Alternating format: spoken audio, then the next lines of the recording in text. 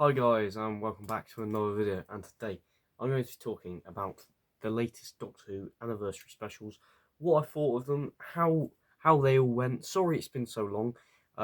School got in the way, I had loads of stuff and I had tons of stuff to do, so I'm now back with some more videos, and hope you enjoy them. So yeah.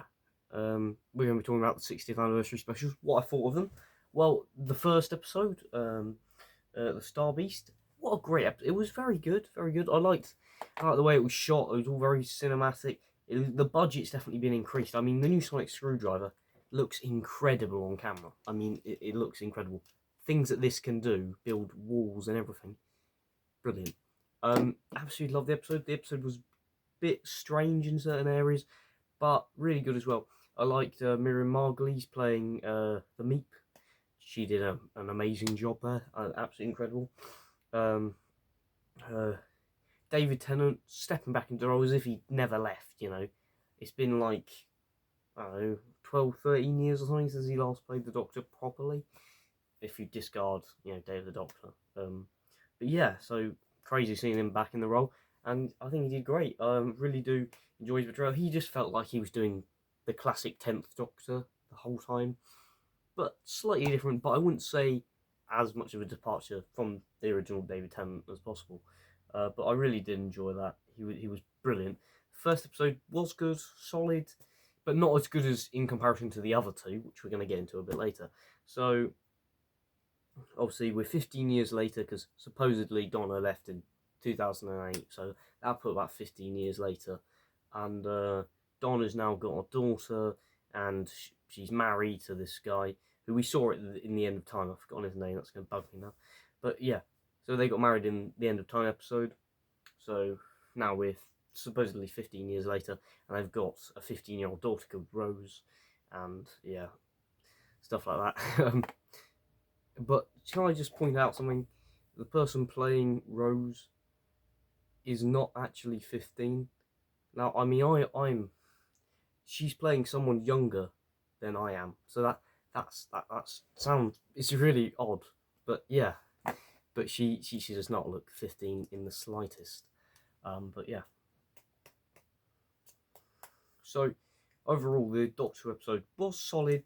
Did enjoy the Meep. The Meep was very good, and also the Wrath Warriors and how the Meep was tricking everyone. I thought was really great and really brilliant how they did that with the Meep, because the Meep looks like this innocent little creature, and turns out it's not really. It's a complete evil looking thing with it went from like this really happy eyebrows to these like down there. It was very funny. Something else I did enjoy is that Rose created all of these teddy bears of all the aliens that Donna had met. So I thought that was very interesting, because of Donna's consciousness of the Doctor Donna got how somehow through there or something like that.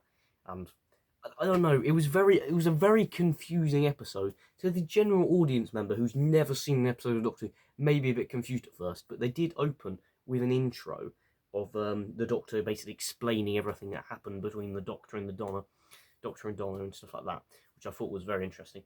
But something I need to point out is that the theme tune, it's a very solid theme tune. I've just got to say that, very solid, very good, and what a great theme tune it is. I'm really happy with the theme tune. It's very good indeed. But there are a few issues, like it just doesn't sound completely on key, but it's very good nonetheless. The intro, now the graphics, people have been saying they were brilliant, absolutely amazing and stuff like that. To me, I think I prefer the graphics that we had back in the Moffat era with my favourite Doctor, Peter Capaldi. What a great actor. Miss him so bad. But yeah, so I thought the graphics were kind of, they were decent, but the opening titles, I feel like, after I've seen them a few times, maybe it would wear off on me a bit. But I still feel that they weren't completely perfect. That's how I would like them. But I don't run the show, so I can't do much about that. So that, I thought the episode was a bit too kind of political, a bit too in your face about political stuff, which I would prefer it maybe if it was toned down a bit. more like subtle political stuff, which I'm not saying. I've spoken about this on the channel before, but I'm not so keen on having political views shared in Doctor Who because some people just like it causes issues for people and they rant about it and stuff like that. Which I'm not saying I would, but it's just something. Do we need political stuff in Doctor Who? That's I think a good question because a lot of political stuff, as I mentioned in the last era, the Chibnall era, was quite heavily political in certain areas and things like that. Which I feel like does Doctor Who really need political stuff? I know Doctor Who can have political stuff in it, like a few bits of political stuff you can include, but does it need it? I don't think so really, because I don't know. Do we need that? But if Rusty Davies wants to go down the political route, he can. I guess he still makes good content. So I mean, I'm not really complaining, but I'm just saying his Doctor Who is good, but does he need to put loads of political stuff in it? I don't really know.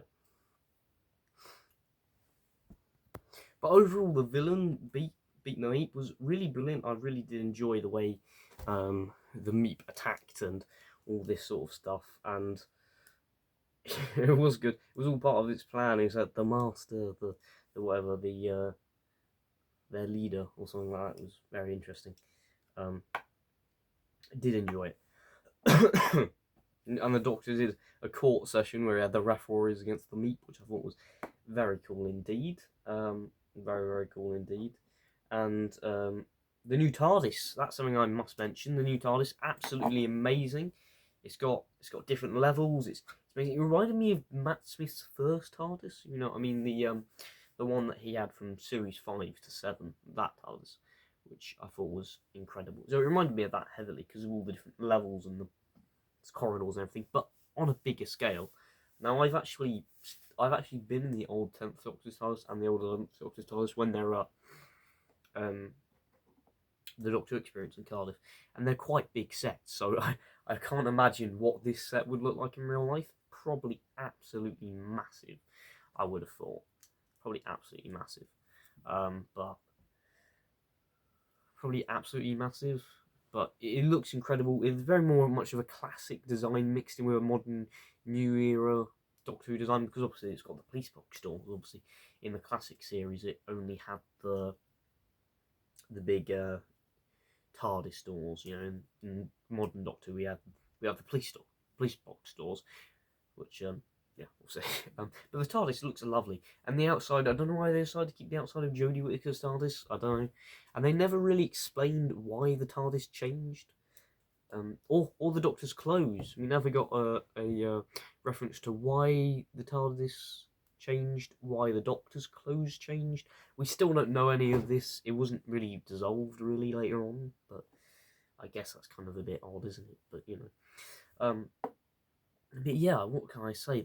I really enjoy that TARDIS. Lots of levels. Hope there's a swimming pool in the library. That's a little nod to Matt Smith there. Yeah, so really brilliant TARDIS. I loved it. It was incredible. And the way Donna spilled coffee on the TARDIS, ridiculous. But yeah, so for the first episode, fairly decent. I'd probably give it a 6 or 7 out of 10 because it wasn't like up here, it wasn't incredible, and then it wasn't like all the way down there. It wasn't like a Chibnall story, it wasn't like down there, but it wasn't up there, it was just kind of middle ground, I would say. But entertaining Doctor Who. Would be better if it was a bit less political, but other than that, solid story. The Meep was great, the Wrath Warriors were great. I thought it was just brilliant overall. Very good seeing the Doctor and Donna again, as well as Donna's mum. When she sees him at the door, he was just like gonna punch him in the face, and she slapped him. I mean, it was very funny. It was always the mothers. It was like so funny, yeah. So that episode was brilliant. A good introduction, I feel like, to Doctor Who, and also if you're starting out watching Doctor Who again, I thought that was a good introduction as well. Moving on now to Yard Blue Yonder. Now, this episode, we didn't know anything about it, and there were lots of rumours that my favourite Doctor, Peter Capaldi, was going to make an appearance, and that didn't happen. So that was a bit sad. But or Matt Smith, and he didn't make an appearance either. So that was both a bit sad. But if we skip past the fact that I'm sad about Peter Capaldi not being in that episode, it was actually a good episode, really. We had these weird creatures. I don't think we actually ever found out what they were, but they were like shapeshifters, and they took the form of the Doctor and Donna, and they said, "Oh, my arms are too long." It was like, what? What? It was a very like what the hell kind of moment. It was very strange and very confusing and very just crazy. If I'm completely honest. Yeah, so that was a bit surreal. If I'm completely honest. Yeah, so that was good. Obviously, the TARDIS got spilt coffee on it, so then they landed. They kept on crashing through time and space, and then landed on a apple tree right under where Isaac Newton was for some weird reason. I have no idea why they decided to include that. And then he picked up the apple and he said mavity rather than gravity, and then they referenced that later on in the episode. It's just a bit weird, isn't it? But that happened. So I'm completely honest. I feel like it was a solid episode, very good. And also the way they said mality after Isaac Newton found the apple and said mality rather than gravity. Bit funny, a bit weird. But was Isaac Newton supposed to be in the episode? It was just a bit weird. It was just like he was there for the cold open thing, and then he had nothing to do with the later on in the episode. It was very odd. And the Yard Blue Yonder song went off when the TARDIS was landing for some weird reason, and we still have no idea why. The Sonic was not used like at all during the episode, apart from to be shoved into the TARDIS, and after it was shoved into the TARDIS, then the TARDIS decided to run away, and Donna got a bit scared by this. Sonic is so bad that TARDIS ran away. But a good episode in my opinion. Was it just me, but did anyone else get confused on who the real Doctor was and who the real Donna was? Because I did. I thought the Doctor who took off his tie was the real Doctor, but it wasn't. And the Donna, I thought that was the fake Donna, but it wasn't. It was the other way around, which is a bit of a shame. And the Doctor and Donna, obviously, the Doctor brought up the Flux, which I thought the Flux... Now, although I did review this when it originally aired, Series 13, aka the Flux series, yeah, so they mentioned that, but I'm surprised the Doctor didn't mention, Jericho, who tragically was one of his companions who got killed in Doctor Who, whilst obviously fighting that Sontaran ship. So, shame they didn't mention him. It was a bit weird they didn't mention him. But, you never know. Maybe Ross Stoops hadn't seen the episode, but he'd just seen the Flux. Imagine, I don't know. But yeah, so they mentioned the Flux sort of wiped out the entire universe and all that kind of stuff. Well, not really the entire universe, because okay, yeah, it was a bit odd. Anyway, they also mentioned a bit of the Timeless Child, just a tad of the Timeless Child. But knowing me on this channel, I mean, I'm not a big fan of the Timeless Child. Does the Timeless Child really need to be in Doctor Who? I mean. But, it's an interesting thing that Chris Chibnall came up with. But, everyone knows that I'm not as big of a fan as Chris Chibnall. But, yeah, so I thought that was a bit odd how they decided to reference in Timeless Child, but you don't know where you're from, Doctor, and that stuff like that, which I thought was very interesting. But, yeah, that was very good. I was very happy with that. That episode, Yard Blue Yonder, very good. Not as political in comparison to the other two. The Doctor was great in it again, obviously.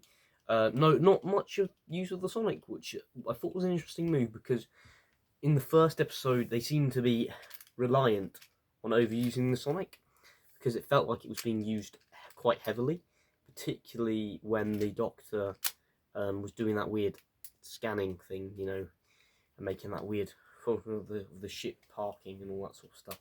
So I'm actually surprised that they didn't overuse it or use it as much in comparison to the other episodes. So that was very interesting. So that was interesting, but I am surprised that they didn't use it. But the weird aliens and with the arms like rats, and they started moving, growing, and then doing. It was a very confusing episode, and then the Doctor and Donna getting separated and then being back together again. It was just like, what is this? You know, it was a bit surreal. You know what I mean? A bit surreal, which I thought was very good and very kind of in it. But a great episode, probably one of the best of the three, I would say. Number 2 out of all 3. The first one, not as good. The second one, a little bit better. And, well, we'll get on to the third one. But, yeah, so I really didn't. Also, the robot, that's something I've got to mention. The robot was very interesting. It was like moving like one step really slowly. And then the captain, this like kind of looked like some kind of bird, an animal or something, bird alien or something, was floating around in the space because it had killed itself to get away from these creatures. And also that funny scene where the Doctor licks the whatever it's called, that mechanical stuff. It was like, and he was like gonna faint, but he doesn't faint. And it's just funny. But moving on to the last episode of the 3. Now, this one is a very good one. I mean, this one is definitely better than all the others. Kind of showing the world with everyone against each other. Everyone's like hating each other. The TARDIS lands. The TARDIS lands. But in the last episode, we saw Bernard Cribbins. Now, I've got to mention this. It was a really great scene that we got to see Bernard Cribbins back. I mean, it was such a shame. There was lots of, for a while, it's like, because Bernard Cribbins died so close to the filming, people thought, oh, maybe Bernard Cribbins didn't manage to film everything. But he managed to film that one scene, and we got that one scene, and I feel like that's brilliant, knowing that the Doctor got to meet Wilf one last time, and I think that's really touching, knowing that he filmed that last scene there. So it's more than a year since Bernard Cribbins died, so I think it's incredible that he got to film that just before he died. So yeah, I think it's incredible. Bernard Cribbins, you're a legend. Absolute legend. R.I.P. mate. So moving on to the last part, as I mentioned, the giggle. Now the giggle started with this guy walking into this toy shop to look for a puppet. And this puppet would be very important because this is the puppet that was first shown on the first television broadcast by John Logie Bair. Now John Logie Bair is a legend. He created television. Because he just is. And the puppet looks so terrifying, but so cool in so many levels. So it was very cool to see that. So that was very good. But yeah, I feel like that's just really brilliant that they managed to get John Logie Bair in there. And then his assistant, he goes to the toy shop and he finds that thing, which I thought was incredible. So Neil Patrick Harris plays the toy maker in this episode, and he's really brilliant. I do love the way that Neil Patrick Harris does play the toy maker. It very it gives me kind of Master vibes, you know, the Rah Rah Rasputin vibes of the Master in, you know, Power of the Doctor, which probably aired over a year ago. I mean, I was sat here over a year ago talking about that episode. I mean, that's completely mental on so many levels. Again, that levels I keep on mentioning. But yeah, but I can't believe that Neil Patrick Harris, the guy who I knew from the Smurfs film, is gonna be in Doctor Who. That was incredible. Right? He did a really great job. Really great job. I loved his portrayal of not the Celestial Toymaker. That's the name of the episode, not the character. The Toymaker. I thought he was brilliant in the episode. He really gave so much good energy, very good, and I really did enjoy when he started dancing to the Spice Girls, which is very funny and very enjoyable at the same time. It gave me kind of John Sim vibes when he's dancing to, you know, all of those 2000s hits, as I remember from 2007. I don't remember that episode airing. I would have been a baby, but you know, really, really brilliant. You know, all the way that he kind of gave me similarities of the Master, particularly Sacha Dhawan's Master and John Sim's Master, just kind of the madness and the way they kind of over the top portrayals, you know. But very good, and I did enjoy the the Toymaker when he was seeing the Doctor and Donna for the first time, and he said, he says, "You are recognizing me," and he was like that kind of stuff, which was very cool. And then they showed the flashback of William Hartnell and the original Toymaker, which I thought was really brilliant. And then later on, they go into the kind of endless corridors, which is very creepy. And Donna comes across these little creepy doll things, and they said they burnt him on TV. I was like, oh god, this is a bit creepy, isn't it? I wasn't as scared though, but it was quite freaky. I think my brother was a bit freaked out though. But yeah, a bit freaky if I'm completely honest. But yeah, bit scary for younger children, I would say, but really enjoyable nonetheless. Something else I need to mention is that Unit's back. Unit's back did a great job with Unit. Love seeing them again. And also Mel. Who could forget Mel? I'm so glad that Mel's back. Bonnie Langford, Cush's mum from EastEnders. Bonnie Langford. Yep, she was back. Really brilliant. So glad to see her again. Yeah. I hope she gets a spin-off like the Sarah Jane Adventures. That would be wicked. That would definitely be wicked. But yeah, very glad that Bonnie Langford got to be in this episode. Hers wasn't announced, but it was announced that she was going to be in Series 14, not in the 36. So I thought that was brilliant, and we got to see her there. Back to what I was saying earlier. So the Doctor saw a flashback of him and the Toymaker, and then the Doctor and Donna went up to this thing, and the Toymaker was doing a puppet show, and he says, after you, he saw Amy Pond. It was like Amy Pond. it was very funny, very funny. It was like he's got a thing for the redheads because it showed like that he's got 3 companions who all had red hair, which was a bit funny, completely fun. And then he says she was touched by the weeping angel, and she died. And then the Doctor was like, she still lives on. She died of old age. it was just a bit funny. And then the next puppet he brought out was Clara, and Clara, what a great companion. I really miss Clara. That was my era, as you could tell from the back there, the Peter Capaldi stuff. But yeah, he was brought out by Clara puppet, and that was brilliant. And it was like he then met Clara Oswald, and then it was like and then what did he say? What did he say now? He said she was killed by a bird, and then she died. And then it showed him cutting the ropes again, falling down, which was a bit funny, completely honest. And yeah, that was really great, if I'm completely honest. And then during that bit, and then the Doctor was like, she still lives in her consciousness. It was like in this last second, it was like, well, that's all right then. That's what he kept on saying. It was a bit funny, and then it was very funny, if I'm completely honest. See, the thing is, Russell Davies, he does stuff like this just brilliantly up there, really brilliantly, heavily, amazing showrunner. But yeah.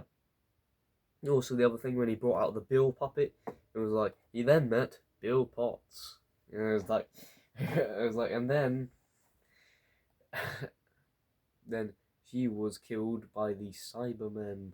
It was just like, she's dead. And then the Doctor says she still lives in her consciousness in a massive hive mind or whatever. It was like, well, that's all right then. It was like, and then came the flux. Ooh, and it showed all these planets falling down. it was very funny, very enjoyable. Absolutely loved it. The Toymaker was really brilliant, but something we must get onto. I know this video is about 23 minutes in now. I can't believe I'm still waffling. But we got to the ending part. Towards the end, obviously, the Toymaker, he kills loads of people. He dances to the Spice Girls. Because he does. It's mental. Okay. And then he gets to the end. He kills loads of people. And then he gets onto the end. Gets on their gravity beam or something. I don't really know what it does. It destroys something or something. Something or other. He gets on that. He then kills, shot spraying people. He kills all the people on the balcony, because of course he does. That's murderer. The Toymaker then says, it was like, the Doctor was like, you can come with me, Toymaker. And then he was like, the Time Lord and the Toymaker. He was like, yeah. He said, we can play amongst the stars. And he was like, nope. It was like, and then they play a game. But before that, the Doctor gets killed. because of course he does. And then he regenerates, but not as we think, because he bi-generates or something weird like this. So the Doctor is half regenerating, and then he gets Mel to pull his other arm, and Donna to pull his other arm, and he pulls, and he gets separated, and out comes Ncuti Gatwa on that side, David Tennant's still on this side, and they're both the Doctor, but they live on. So all those people who moaned about not getting a multi-Doctor story, we got one. A bit for the last 15 or so minutes, but you know, but yeah. So we got the new Doctor, Ncuti Gatwa, and I've got hopes for Ncuti Gatwa. He seems like a brilliant Doctor. Number 14/15. I don't really cast David Tennant as the 14th Doctor because he's just number 10, 2.0 or whatever you want to say. But yeah, so getting Ncuti Gatwa there, brilliant Doctor. He seems like great from the bat, and they split their clothes. So he got the shirt and tie, and he got the trainers, and he lost his shirt and tie and just had a tit top on and no shoes. It was very funny, very funny how that splitted both of them. So that was good. And then they all play catch with the toy maker, and the toy maker drops the ball, and he ends up getting squished up and then folded back into a box and being put in the thing in unit vaults forever. So we think, you know, he could return, you know, there's a high possibility. But they said put his box in salt for the British, and like salt's going to do anything, which I thought was very interesting. Sonic wasn't actually overused that much at all, really. It wasn't really used. And yeah, it was great seeing Bonnie Langford again as Mel. But yeah, brilliant episode, absolutely brilliant episode. I'm trying to think of stuff I can mention really. Something else I've got to mention is that Kate Stewart is not called Kate Stewart anymore. She's called Kate Lethbridge Stewart, which is a bit weird considering all the time she's been called Kate Stewart rather than Kate Lethbridge. So I thought I might mention that, whether anyone's picked up or not. But the TARDIS now has been split into two as well. So David Tennant's got his own TARDIS, and he's living with Donna. Not like that. He's not in a relationship with her, because I mean he could be one day, but you know, this isn't a Rose Tyler thing. But yeah, he was he's with Donna now, which I thought was really brilliant. With Donna, and he's got like his own little family. It was like, and David Tennant famously said in the episode School Reunion, "You wither and you die," and then he says, "But I live on, I regenerate. I could never have a life like that." And that's also something that Eccleston said, Christopher Eccleston, one of my favourite Doctors as well. He said, "I could never have a life like that." Which is a very sad thing, because you can never have a normal life, because the Doctor isn't prone to that. He's prone to being a hero, saving people. But you know, what's waiting for him at the end of the day? Lonely TARDIS. So the Doctor now lives with the nobles. Fairly interesting. But yeah, absolutely love that. Really great. I feel like that's a great ending to a Doctor, but I don't think he can regenerate. I don't think he can do anything. Also, we got a little nod to Sarah Jane, which I thought was really great. A little nod to Sarah Jane Smith, which I thought was absolutely incredible. Seeing Sarah Jane again after all this time. But yeah, absolutely brilliant, and loved it so much. And Adric, who I met Matthew Waterhouse not even that long ago, but yeah, absolutely incredible. Just a great show, and it was a great episode. And Ncuti Gatwa went off, and he's now got a jukebox in his TARDIS to see the universe, and he'll be back on Christmas Day, which I will be watching and reviewing. So, hope you all enjoyed the video. Please remember to like and subscribe, and I'll see you in a video soon enough. We're nearly at 200 subscribers, and with your help, we could get there. So, yeah, hope you enjoyed the video, and it's goodbye from me. Goodbye.